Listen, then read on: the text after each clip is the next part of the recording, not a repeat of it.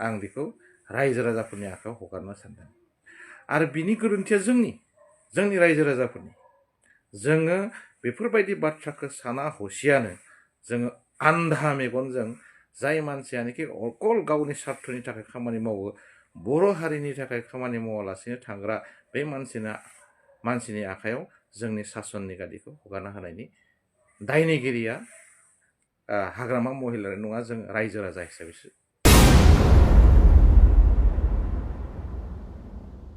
Bineshwar Brahma memorial park आं खालामबावनो नागिरदों।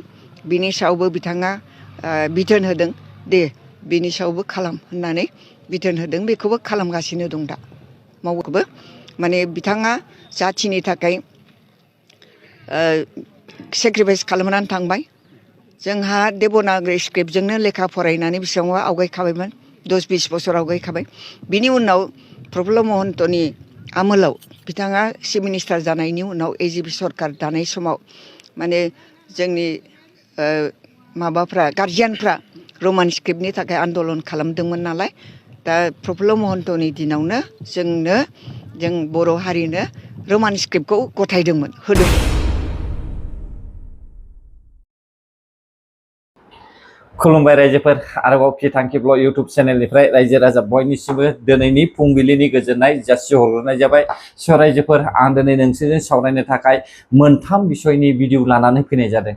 एक नम्बराव जाहैबाय सिगांनि बिपिएफ पार्टिनि हाग्रा बिफाननि मन्थ्रि जाबोनाय आबै प्रमिला रानी ब्रह्म बिथाङा मा बुंदों फंनैसो खोथाखौ खोनासंब्लानो जाबाय। नैथियाव जाहैबाय रायजो राजा नोंथांमोन, नैबे सासे आदा नेरखां खाख्लारि बिथाङाबो मा बुंदों बेखौबो नोंथांमोना खोनासं। जोबनायाव जों रायजो राजा नोंथांमोन बिपिएफनि सिएमखौ लानानै नैबे मिस्टार मेमरेन्डाम आयंनि सायाव जों फंनैसो बाथ्रा सावरायलायगोन।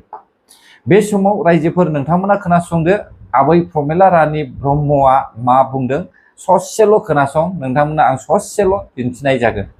समाव ओरैनो नर्मेल सोमावसारदोंमोन, आरम्भनिसो नालाय 87निफ्राय जोंना आन्दलना जागायजेनदों, ओमफ्राय 88आव बे घटना जादों।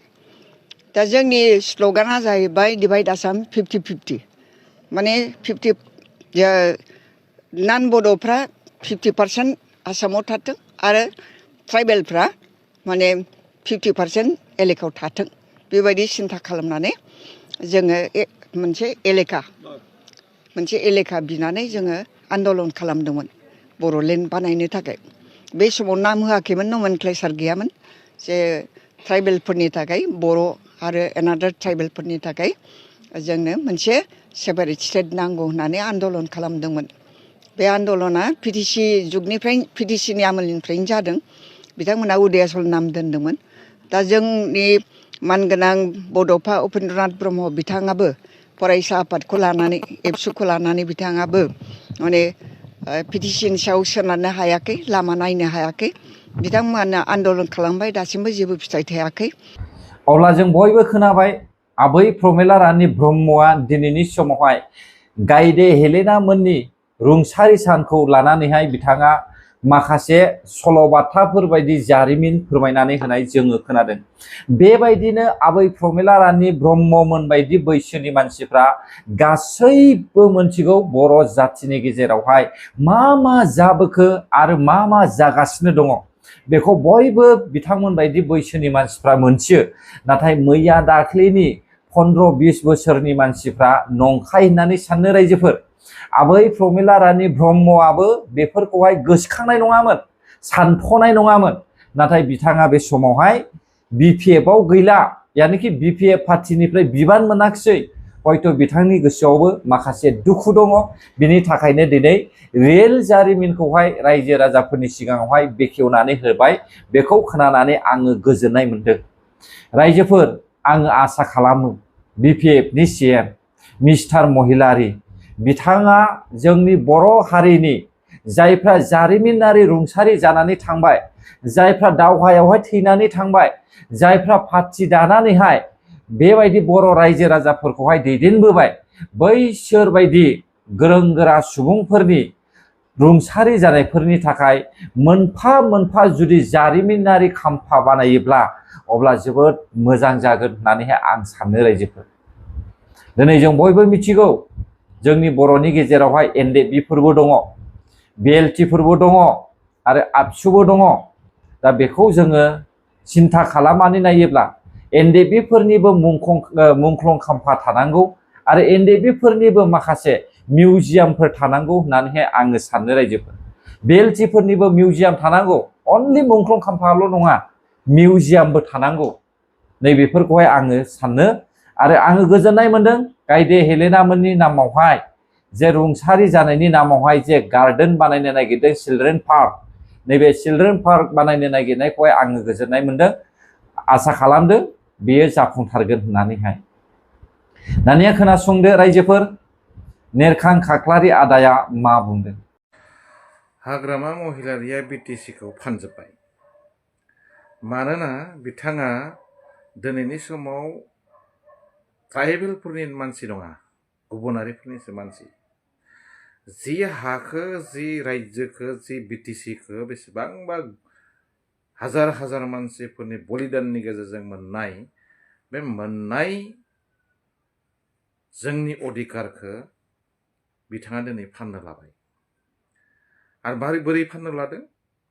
जे दिनैनि समाव 6 दुल बायदि मोनसे एरियायाव हा हुखौ रैखाथि खालामनांगौनि थाखाय जिबायदि खामानि मावनांगौ बेखौ मावालासे बिथाङा हा हुखौ नायनो थाखाय, हा हुनि मोजां गाज्रिखौ नायनो थाखाय गुबुन गुबुन जाथि जनगोष्ठीनो सोरनोबा लेन्ड एडभाइजारनि चेयारमेन, सोरनोबा मेम्बार होनानै दिनै बिथांमोननो हा हु मोनफुंनो हानायनि लामाखौ रोखा खालामना होदों।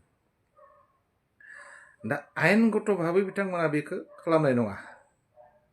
बिथांमोना हा हुखौ बक्र नियमजों, गुबुन खान्थिनि गेजेरजों गावसोरनियाव लांनायनि बेबस्थाखौ मोननो हानाय जासिगोन। दा थांनाय सरकारा बेखौ मोनसे आयेनगत भाबै होनायनि बेबस्था खालामदोंमोन, खिन्थु बिथांमोना दिनै हा हु होनो नागिरदोंब्लाबो जेराव चेयारमेनफ्रा गुबुनारि जायोबा, माने गुबुन मानसिफोरा मेम्बार जायोबा, अबानिया बेयावहाय जि नियम नितिनि गेजेरजों, जि आयेनफोरनि गेजेरजों हा हुखौ होनांगौमोन, बे आयेनखौ बादनानै बिथांमोना होसिगोन। जों बयबो मिथिगौ रायजोफोर, दिनैनि समावहाय सोरबायदि लिडारा सरखार सालायदों। दा बे लिडारखौ जोङो सिन्था खालामनानै नायोब्ला बर' जाथिखौसो फानफिनसिगोन नामा रायजोफोर? मानोना गुबुन गुबुन हारिफोरनिफ्राय लिडार गसंदों, गुबुन गुबुन हारिफोरनिफ्राय मेम्बार गसंदों। दा बेनिखायनो बैसोर बायदि मेम्बारफ्रा लिगेलि खामानि मावनो नागारै इलिगेलि खामानिखौ मावनाय नङाथ' रायजो राजा नोंथांमोन। मानोना जोंनि बर'नि CMआ बै इलिगेलि हाबनानै थाफैनाय मानसिफोरखौसो दिनैनि समावहाय बिबान होनाय जोङो नुनो मोनदों। बेनिखायनो दिनै नेरखां आदाया दिनैनि समावहाय बे बाथ्राखौहाय बुंदों होननानैहाय आं सानो।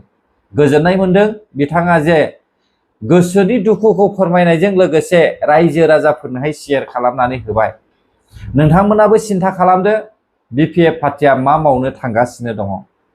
जोबनायाव मिस्टार मेमरेन्डाम आयं आरो गाहायाव मिस्टार लान्था, दा बिसोर सानैनि गेजेरावहाय आं फंनैसो बाथ्रा बुंनो सानदों रायजोफोर। मिस्टार मेमरेन्डाम आयं माब्लानि समावहाय जोंनि बर'फोरनि गेजेरावहाय इलिगेलि हाबसननानै थानायफोरखौहाय इभिक्सन खालामनायनि अर्डार होगोन?